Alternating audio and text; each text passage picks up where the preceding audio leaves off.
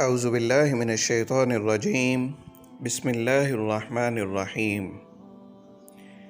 آج کی حدیث مبارکہ کا عنوان ہے جنت کے 8 دروازے کھول دیے جاتے ہیں۔ سیدنا عمر رضی اللہ عنہ بیان کرتے ہیں کہ رسول اللہ صلی اللہ علیہ وسلم نے فرمایا، جو شخص اچھی طرح وضو کرے اور پھر یہ کلمات پڑھے،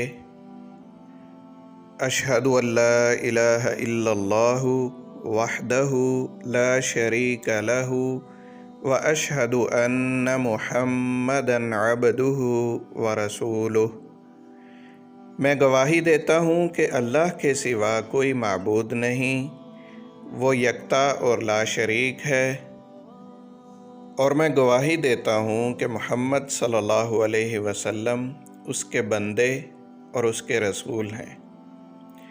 تو ایسے شخص کے لیے جنت کے 8 دروازے کھول دیے جاتے ہیں، وہ جس دروازے سے چاہے گا داخل ہو جائے گا۔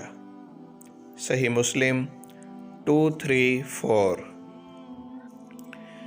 سبحان اللہ، کتنا ہی مختصر اور آسان سا عمل ہے، لیکن دیکھیے کہ رسول اللہ صلی اللہ علیہ وسلم نے اس پر فضیلت کتنی عظیم بیان فرمائی ہے۔